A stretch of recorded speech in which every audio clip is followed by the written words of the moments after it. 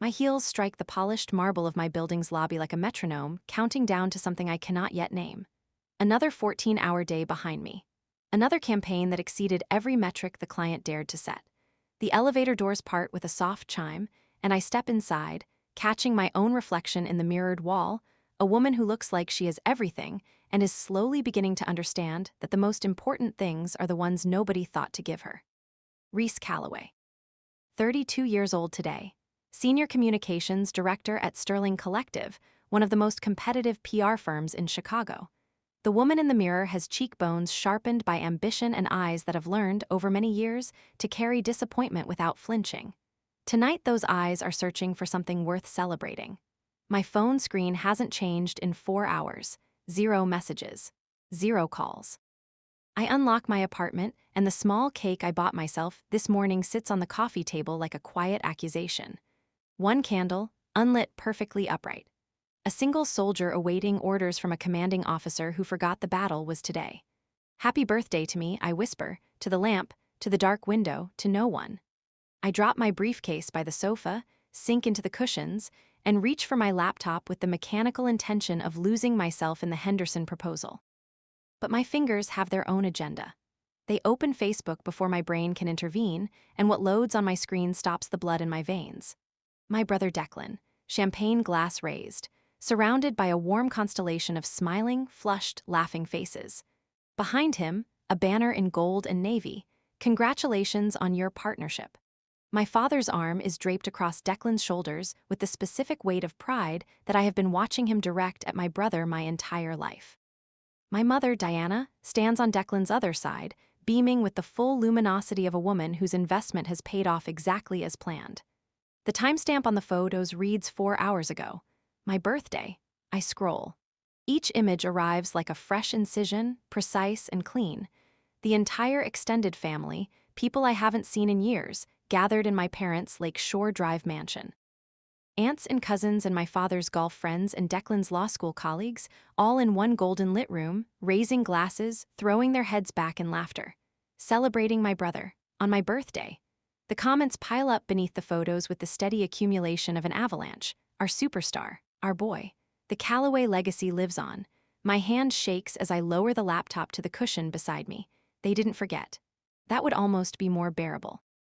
They simply chose something else instead again, as they always have, as they have been choosing something else my entire life. The memories arrive without permission, the way they always do on this particular evening.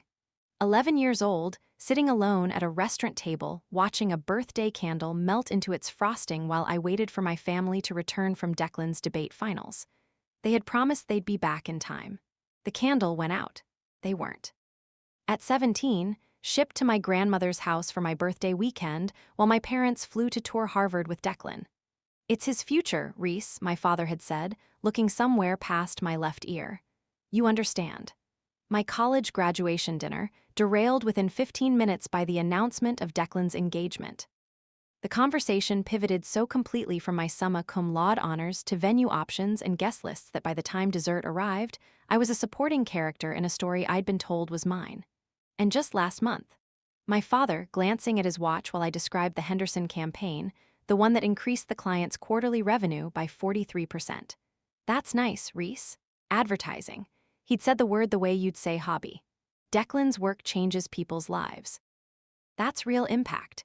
An email notification pulses at the corner of my screen. I open it without thinking and then sit very still, reading it twice. Performance bonus for the Sterling Collective Henderson campaign, $86,000. My phone rings. The name on the screen is Mom. For one unguarded, humiliating moment, hope lifts in my chest like a bird startled from a branch. Reese, darling. My mother's voice is bright and warm, the voice she uses when she wants something assembled. I'm so glad I reached you.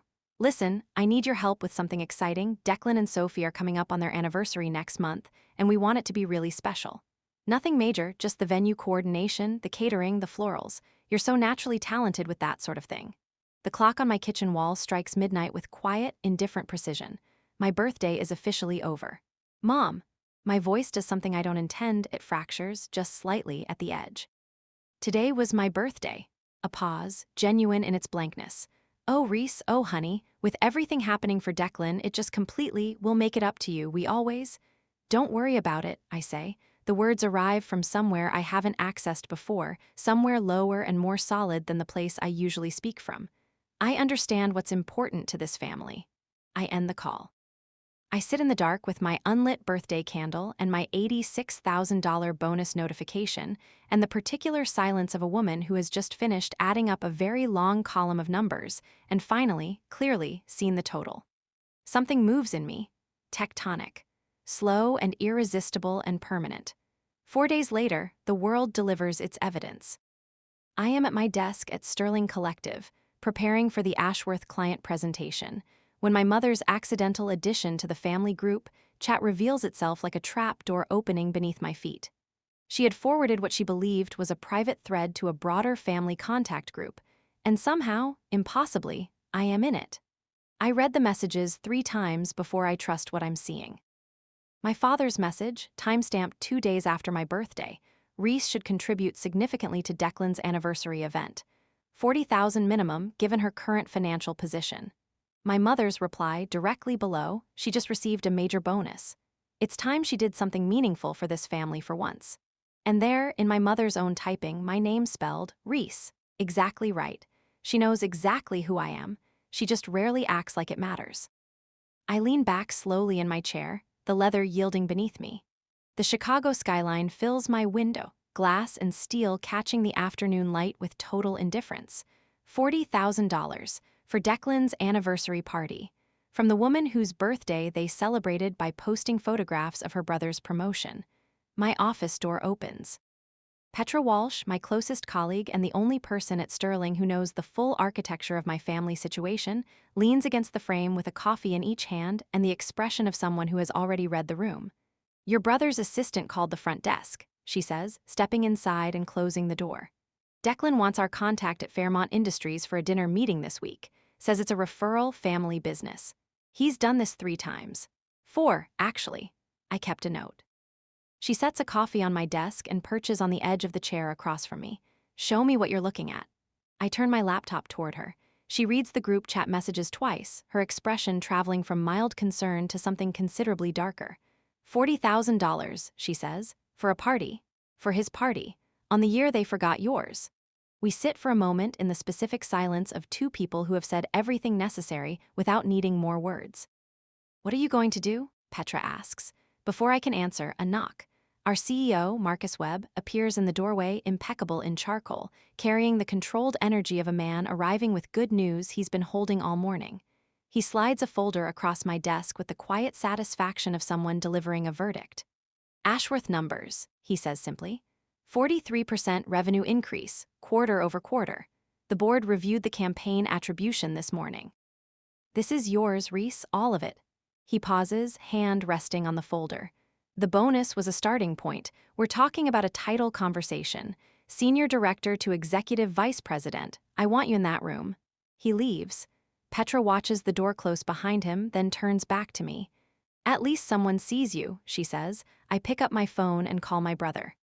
He answers on the first ring with the easy confidence of a man who has never once waited to find out whether a call would be returned. "Reese, hey. Listen, I need the Fairmont contact for Thursday. Important potential client. Family helping family, right?" "I'll think about it," I say. Calm, non-committal. New. That evening, I stop at the 3rd floor on my way home. Eleanor Bassett opens her door at my knock with the warmth of someone who has been expecting exactly this person at exactly this time. At 81, she moves with the purposeful energy of someone 30 years younger, and her apartment smells of Earl Grey and the shortbread she insists on baking from scratch.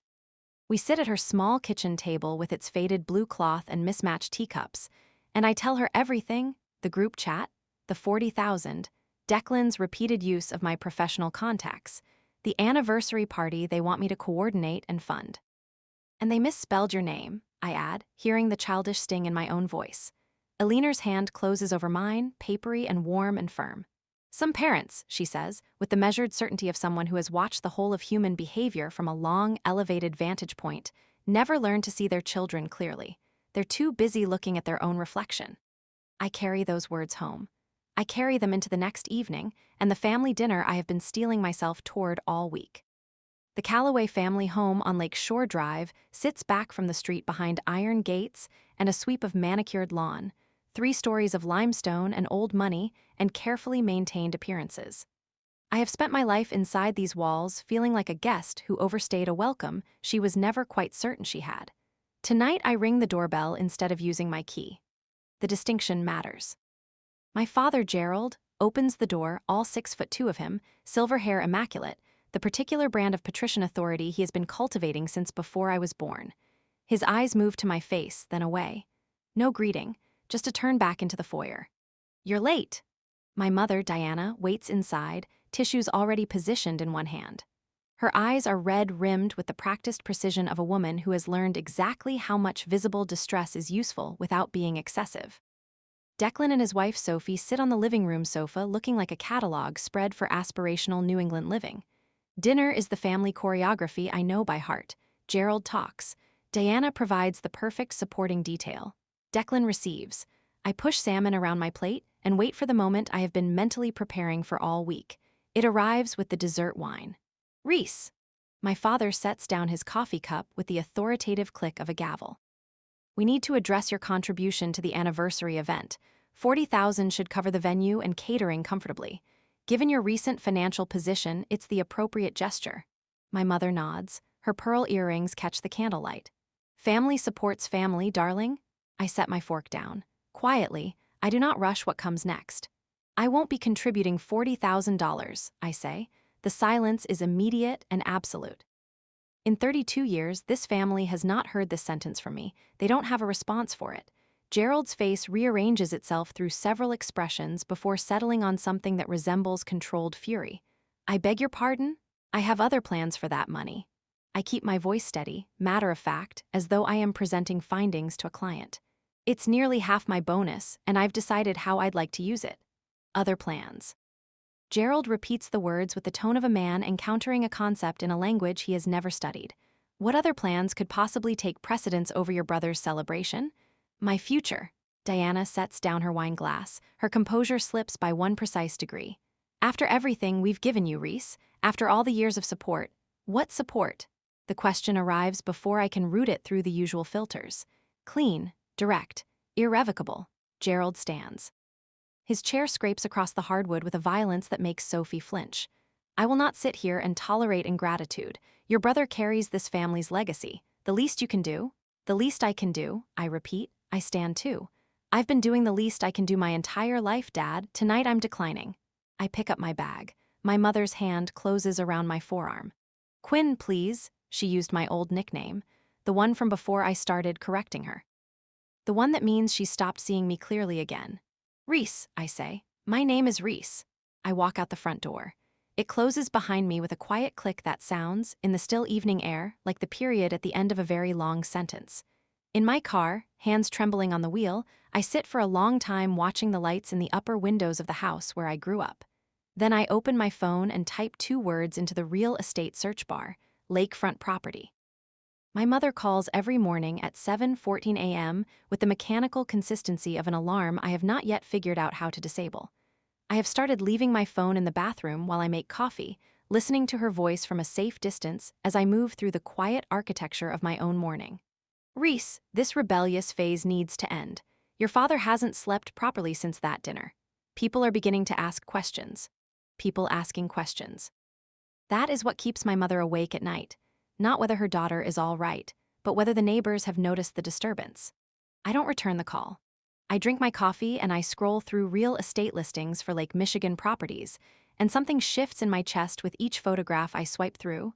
A loosening, an expansion, the specific feeling of a decision arriving fully formed from somewhere I have been walking toward for years without knowing it. A 4-bedroom house on the water just north of the city. Wide windows facing the lake. A wraparound deck of weathered cedar. Mature pines clustering around the property line for privacy. The owners have already moved to Scottsdale.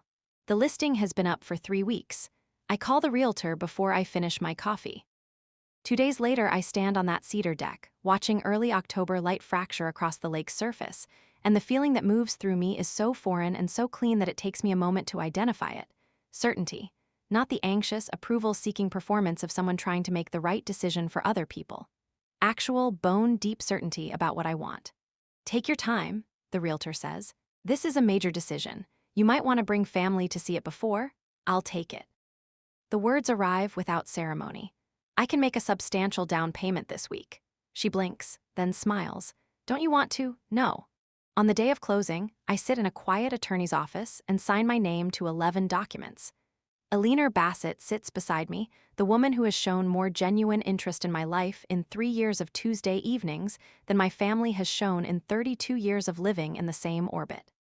You're doing the right thing, she tells me, patting my hand as the keys land in my palm. My hands don't shake. That surprises me. I had expected them to shake. Then my father walks through the glass doors of Sterling Collective at 2:17 in the afternoon on a Tuesday, in his best suit, with the specific energy of a man who has decided that controlling the physical space of a confrontation will control its outcome. Heads turn in the open plan office. I see Petra clock him from across the room and immediately make herself scarce. I intercept him before he reaches my office.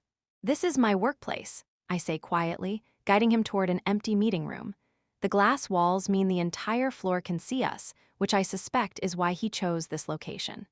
Then conduct yourself like a professional. His voice carries with the practiced ease of a man who has never had to choose between being heard and being appropriate. Professionals honor their family obligations. Lower your voice. Your mother has been beside herself. Is that what you wanted? To punish us because you forgot my birthday? Because you asked me to fund my brother's anniversary party with money I earned?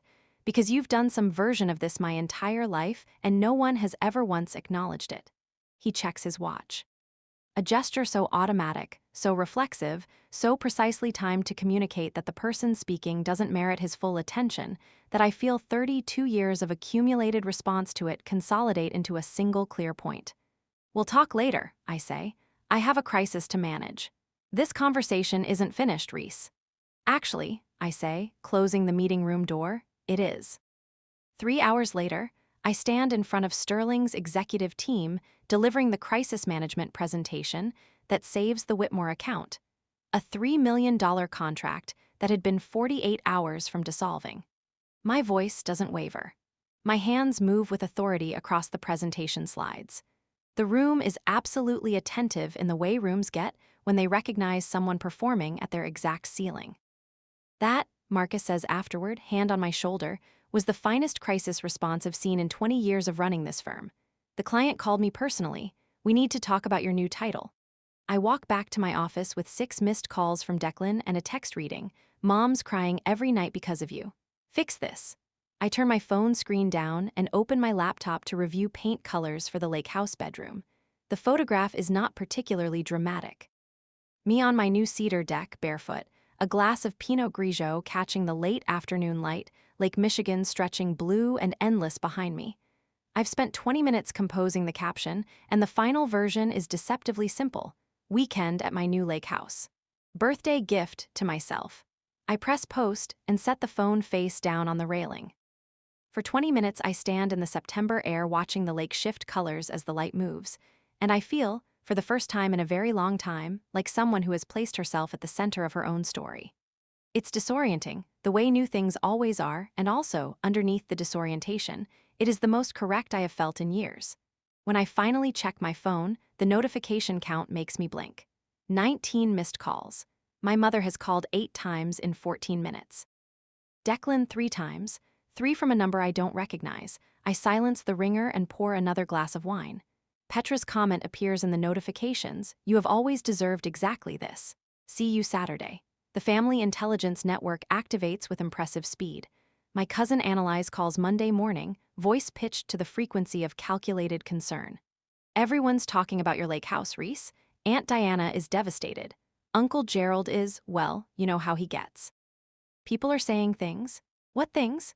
"That you've been hiding money, that you're having some kind of episode, that this is about jealousy." A pause, carefully timed. "Of Declan's success," I laugh. It surprises me, real and loose and genuinely amused. That sounds exactly like something this family would say. My mother's call comes Thursday evening. I answer on the 4th ring, settled into the porch swing I assembled myself last weekend, lake glittering in the last light. "Reese Elizabeth Calloway." My mother's voice has abandoned the tissue and Pearl's performance in favor of something harder. This has gone far enough. The Hargroves, the Winthrops, even Pastor Ellis has asked questions. You are creating a very uncomfortable situation for this family. How interesting. I let the porch swing move. A heron glides across the water in the middle distance. It's almost as if behavior has consequences. We need to correct this narrative. I'm organizing a family dinner Sunday night. Your father will explain that this has all been a misunderstanding, that we've always... I'm available Tuesday, I say. 7 o'clock, I'll bring the albums. Silence. What albums? I smile into the phone. The ones I've been keeping since I was 9. I spend the week assembling the evidence with the precision I bring to client presentations. 3 albums, a printed spreadsheet, a photocopied page from an old diary. A single photograph I've been sitting on for 3 years, waiting for the right moment without knowing when it would come. On Tuesday, the limestone steps of my parents' house rise before me like the approach to a courthouse. I hold the albums against my chest. The evening air carries the particular sharpness of Lake Michigan in October, and I breathe it in deliberately, filling my lungs with the season that belongs to me. I ring the doorbell. Gerald opens the door and turns away without a word of greeting. Diana waits inside with her tissues. Declan and Sophie occupy the living room sofa with the effortless comfort of 2 people who have never once entered this house feeling like visitors. Dinner proceeds through its usual performance. Gerald leads, Diana provides, Declan receives. The china is the good set, a peace offering or a negotiating tactic, depending on how you read the room. I set my fork down when the dessert wine is poured. Before we discuss whatever you've planned to discuss, I say, I brought something. I place the first album at the center of the table. Gerald's jaw tightens. We don't have time for scrapbooks. Make time. The command lands in the room with a weight I have never previously deployed in this house. 3 faces look at me with the disorientation of people whose furniture has rearranged itself. I open the first album. Declan at every birthday from 6 through 25, professional photographs, towers of presents, family gathered close with authentic joy. Declan's first car.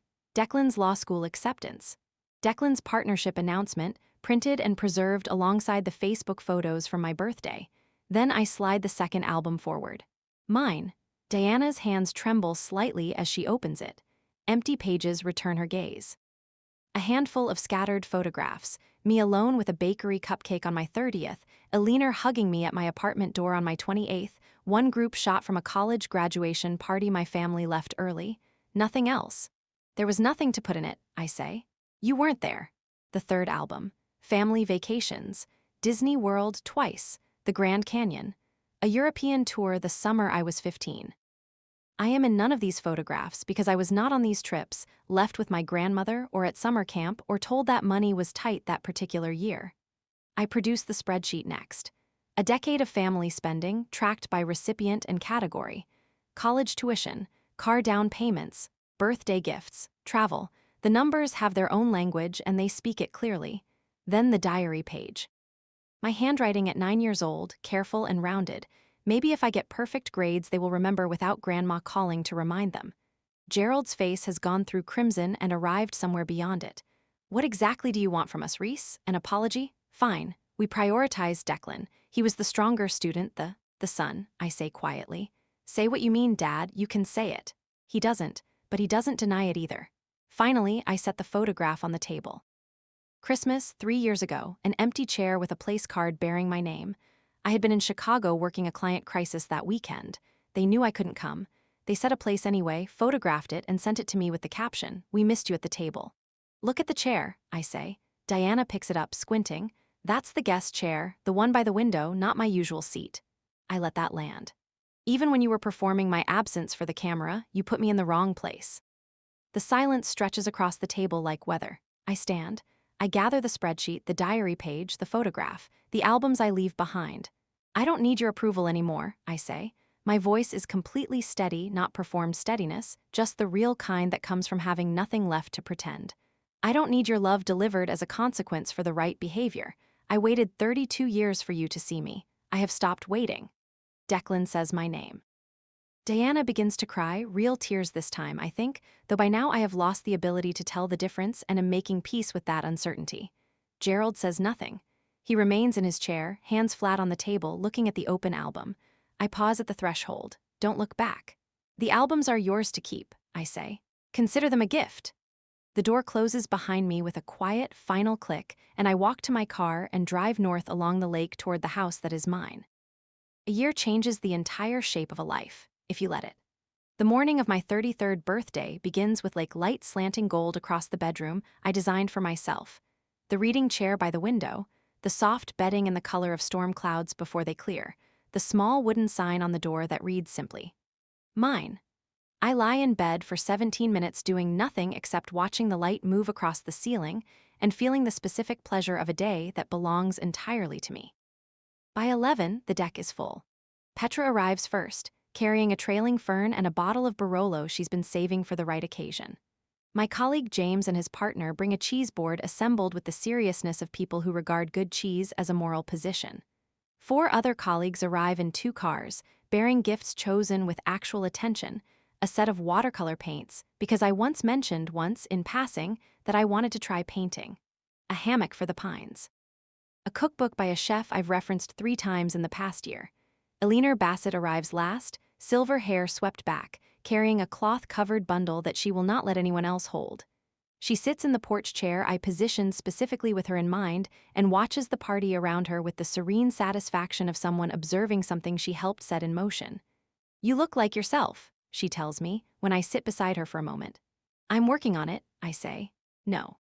She shakes her head with the mild authority of someone who has seen enough versions of people to know the real from the constructed. "You look like yourself, not the version you were performing for them. You." Marcus Webb calls at noon with the news that has been pending for 3 weeks. The executive vice president promotion, approved by the board, effective 1st of the month. He apologizes for calling on my birthday. I tell him it's perfect timing. It is. The day moves through afternoon the way good days do, without urgency, with the quality of light always seeming to improve rather than diminish. We eat on the deck. Someone brings a portable speaker, and the music is exactly right, the kind of playlist that feels personal without being sentimental. Petra makes a toast that is equal parts funny and precise and true, and the laughter it generates is the kind that comes from recognition rather than performance. I take photographs. Not for posting, just for keeping. Friends sprawled across deck furniture. Eleanor teaching Petra a card game that appears to have rules Eleanor is inventing in real time. The lake turning amber behind it all, the sky reflected in perfect mirror. A car engine in the driveway. I recognize it before I see it, the specific sound of Declan's car, a sound embedded in my nervous system from 1,000 childhood arrivals that I had learned to either hope for or dread depending on the season. He appears at the edge of the deck alone. He looks smaller than he does in the family home, or perhaps it's simply that this space refuses to organize itself around him the way our parents' house always has. He holds a wrapped package against his chest and stops at the top of the deck steps, reading the party, the friends, the food, the laughter, with an expression I have not previously seen on his face, something like reckoning. "I'm sorry to crash," he says. He means it. I can tell the difference now between my family performing emotion and my family actually feeling it, and this is the latter. I just wanted to bring this in person. "Join us," I say after a moment, surprising myself with how much I mean it. Later, when the party moves inside and the deck is quieter, Declan and I sit at the end of the dock with our feet above the water. The package rests between us. The evening has gone blue and still. "I've been in therapy since the dinner," he says without preamble. The directness is new, I find I respect it. "Dad still won't go, Mom's trying, she talks about you differently than she used to." He pauses. "So do I when I think about it, which I do now." "What changed?" He's quiet for a moment, watching a light move on the water, a boat far out. "I always knew they treated us differently. I just told myself you were fine with it, that you were independent, that you didn't need the same things." It was easier to believe that than to see what was actually happening. "What was actually happening? They were disappearing you," he says, slowly, year by year, and I let them because it wasn't happening to me. I don't fill the silence that follows, he seems to need it. "Open it," he says, nudging the package toward me. Inside, under the tissue paper, a framed photograph. Me at 7 on the old tire swing in the backyard, head thrown back in laughter, arms extended for balance. Just me. No one else in frame. The image has the look of something recently restored, the colors sharpened, the grain clarified. "Found it in a box in Dad's storage unit," Declan says. "I went looking for it specifically after the dinner. I remembered seeing it once years ago and then never again." He looks at the water. I thought you should have proof that you existed, even back then, even when no one was looking. My throat tightens with something complex and not entirely sad. A knock on the sliding glass door pulls my attention back to the house. Through the glass I can see my mother, standing alone on the deck, holding a small white bakery box. She came by herself. No Gerald, no Declan as escort. Just her, standing in the outdoor light of a party she was not invited to, holding a box that clearly required some effort to find. I walk back up the dock. She holds the box out to me with hands that are trembling.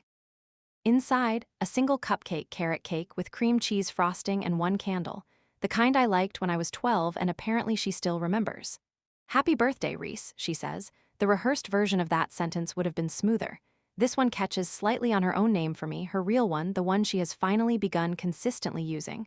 The catch makes it more honest. "The party's winding down," I say. "You can stay for cake if you'd like." Her relief is palpable. She nods, and something in her face rearranges itself, not into what it should always have been, not yet, maybe not ever completely, but toward it. Tentatively, with the uncertain steps of someone learning the terrain of something they neglected for too long. Small steps. Real ones. After everyone has gone, I walk back to the dock alone. The lake has gone dark and the stars are doing what stars do above water, doubling themselves, so the sky appears both above and below, and you are briefly suspended between two infinities. A text from Alina. "Did you enjoy your day, dear?" I type back. For the first time in a long time, I truly celebrated myself. She replies within 30 seconds. That is the whole point. I lower my phone and look at the lake. The house glows behind me, windows warm, every room furnished with choices I made for no reason except that they were what I wanted. The deck I assembled one morning alone in the October cold. The bookshelves I built myself on a Saturday afternoon with a podcast playing. The bedroom sign, the pines, the dock. This is what it feels like to be the protagonist of your own story. Not the triumphant, frictionless version that doesn't exist and I have stopped expecting it. The real version, complicated and ongoing and punctuated with people who are trying to grow towards something better, and people who aren't, and the slow, daily, completely non-trivial work of knowing which is which. I spent 32 years waiting to be chosen. Waiting for a birthday card that arrived, a family photo with the right chair, a conversation that stayed on me instead of pivoting away. I built evidence, and I argued cases, and I absorbed diminishments, and I told myself the next year would be different. What changed was not them. What changed was me, understanding that the validation I had been waiting for from outside was something I had the materials to build for myself, that I always had.